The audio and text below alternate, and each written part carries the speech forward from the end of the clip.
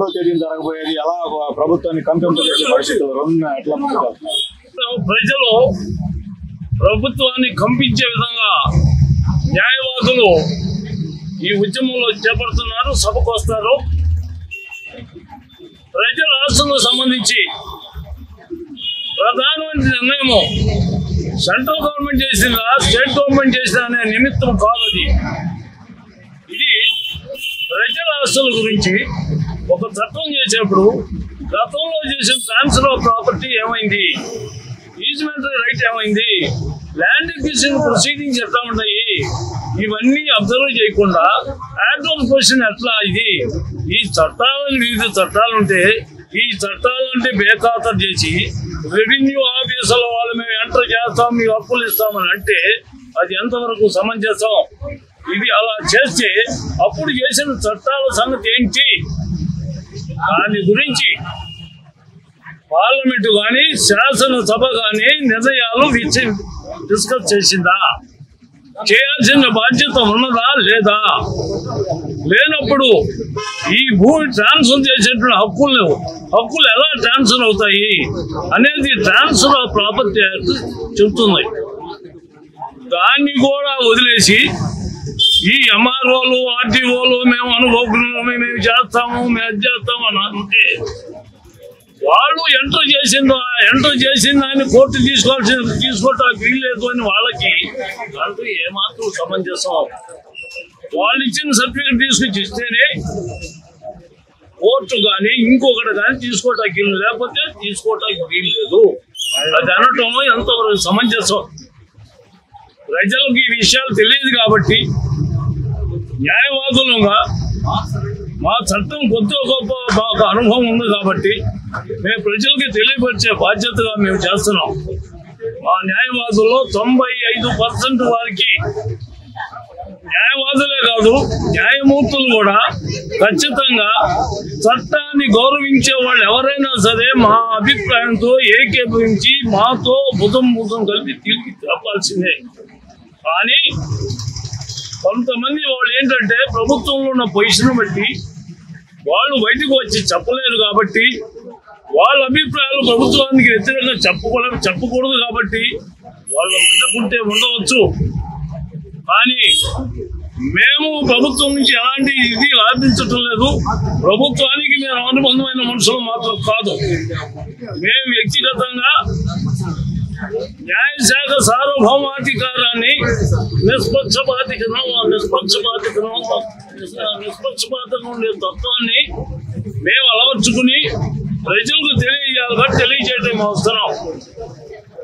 ఇందులో వాళ్ళు ఒక నిర్దేశించారు ఏమని, గతంలో కోర్టులో కేసులు అయితే సుప్రీంకోర్టు కానీ హైకోర్టు కానీ జిల్లా కోర్టు కానీ ఒక ఆస్తికి సంబంధించి ఇది వేలది అని అప్పుడు చెప్పినప్పుడు అది తీసుకెళ్లి 15 రోజుల్లో ఎంఆర్ఓకి ఇవ్వాలట. ఎక్కడ న్యాయం అండి? సుప్రీంకోర్టు ఇచ్చిన అధికారాన్ని మీకు ఎంఆర్ఓ ముందు పెడితే అప్పుడే వ్యాలిడా? నీకు అంత ముందు ఉండదా? ఒకవేళ ఇవ్వకపోతే చట్టబద్ధం ఉండదట.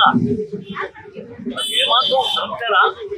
న్యాయకోతులు కానీ న్యాయమూర్తులు కానీ ఇది కరెక్ట్ అని అనగలుగుతారా? ఇదని వాళ్ళు మనగలుగుతారా? ఇది $100 క్వశ్చన్. తర్వాత ఈ అన్నదమ్ముల మధ్య కానీ అక్క చెల్లెల మధ్య కానీ తగాదాలు ఉంటాయి. ఆస్తులకు సంబంధించి లేదు, కొన్నవాడు అమ్మినవాడు వాళ్ళ మధ్య తగాదాలు ఉంటాయి. అందులో ఎవడు పలుకుబడి ఉంటే వాడు పలుకుబడేవాడు రాజకీయ నాయకుల ప్రమేయంతో ఆటో చేసుకుంటాడు. ఎంటర్ చేసుకుంటే వాడు ఎంటర్ చేసుకుని 2 సంవత్సరాల లోపల దాన్ని క్యాన్సిల్ చేసుకోవాల్సిన బాధ్యత, దాన్ని క్వశ్చన్ చేస్తూ ఆయన కేసులో ఆర్టీఓ దగ్గర కానీ ఎంఆర్ఓ దగ్గర కానీ దాన్ని ప్రశ్నించాలి. ప్రశ్నించకపోతే ఇక అర్హత తగ్గిలేదట. ఇదేం న్యాయమండి? చట్ట ప్రకారంగా 3 ఏళ్ళు లిమిటేషన్ అవుతుంది. దాన్ని బయోఖాతం చేశాం. ట్రాన్స్ఫర్ ఆఫ్ ప్రాపర్టీ ఒక ఆస్తి హక్కుల గురించి రైతులకు ఉన్నటువంటి ఆస్తులకు యాజమాన్య హక్కులను నిర్ణయించేటట్టు చట్టం ట్రాన్స్ఫర్ ఆఫ్ ప్రాపర్టీ యాక్ట్. దాని యొక్క ఉనికి కూడా దీని ముందు ప్రశ్నార్థకం అవుతుంది. ఇది ప్రజలు తెలుసుకోవాలి. తెలుసుకోవడానికి మేము వాళ్ళకి తెలియజేస్తున్నాం. మేము తెలియజేసిన వాళ్ళు రాలేదు అంటే మేము మా బాధ్యత కాదు. ప్రజలు తెలుసుకోవాలి, తెలుసుకుంటున్నారు, క్వశ్చన్ చేస్తున్నారు. న్యాయవాదులుగా మా ధర్మం నిర్వర్తిస్తున్నాము. చాలా మంది ఏంటంటే మేనమేషాలు లెక్కలు వేస్తున్నారు. ఏముంది అన్న కోర్టు జడ్జిగా రమ్మంటే వెళ్తారు కొంతమంది. వెళ్ళని ఇప్పుడు మిమ్మల్ని ఒకటే స్ట్రైట్ క్వశ్చన్ అడుగుతున్నా. రివిజనరీ పవర్ అంటే ఏంటి? హైకోర్టుకి రివిజనరీ పవర్ అంటే పూర్తిగా దాంట్లో పరిష్కారం చేయడానికి కోర్టు కూలంకషంగా లోతుగా విచారణ చేసే అధికారం లేదు హైకోర్టు కూడా. అదే రివిజన్ అంటే ఎంతవరకు అంతవరకే చేయాలి, పూర్తిగా వెళ్ళటానికి వీల్లేదు.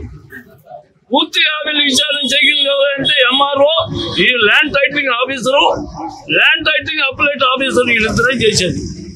వీళ్ళిద్దరికి న్యాయ సంబంధమైనటువంటి అర్హతలు లేవు, అధికారాలు లేవు, పరిజ్ఞానం లేదు, శిక్షణ లేదు, ఏమీ లేని వ్యక్తులు దీని గురించి ఒక నిర్ణయం చేస్తే దీని మీద రివిజన్ చేయటమే కానీ హైకోర్టుకి దాన్ని పునఃపరిశీలన లోతుగా చేయటానికి లేదే.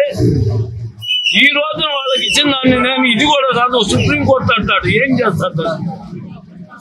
నేను క్వశ్చన్ ఒకటే అడుగుతున్నాను ప్రజల్ని సూటిగా, పార్లమెంటులు కానీ వీళ్ళని కానీ సూటిగా అడుగుతాను. సపోజ్ మీరు అది అనలేదు, హైకోర్టు కూడా లేదు అన్నారు, జిల్లా కోర్టు ఎలా లేదన్నారు, దానికి కూడా లేదంటే ఏంటి పరిస్థితి?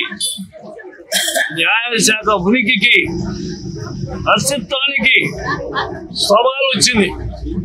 ఈ సవాల్ని మేము ఎదుర్కొంటున్నాం. మేము ఒప్పుకోం. మేము ఖచ్చితంగా పోరాడతాం. దానికోసం మేము అహర్నిశం ఏదైనా సరే కోర్టుకు వెళ్ళాలి. కొంతమంది బెదిరిస్తున్నారు, మీ మీద వెళ్ళకపోతే కోర్టు కేసులు పెడతారు, హైకోర్టు వారు నీ మీద కంటెంప్ట్ కేసు పెడతారు. పెట్టమనండి. ప్రజల శ్రేయస్సుకోరం, ప్రజల యొక్క సామాజిక స్పృహ కోసం వెళ్ళమని మాటలు చెప్పడం కాదు. ఎవరైనా సరే చేసే చిత్తశుద్ధిగా చేస్తున్నారా లేదా అనేది కూడా వాళ్ళు గమనించాలి. గమనించి ప్రజల కోసం, ప్రజల చేత, ప్రజల వల్ల వచ్చినటువంటి ఈ ఉద్యమాన్ని, ప్రజల ఆకాంక్షల మేరకి న్యాయ వ్యవస్థని నిష్పక్షపాతం నడవటానికి తగిన చర్యలు తీసుకోవాలని, ఆ రకంగా న్యాయశాఖ అధికారులు కానీ న్యాయ పోలీసులు కానీ ముందుకు రావాలని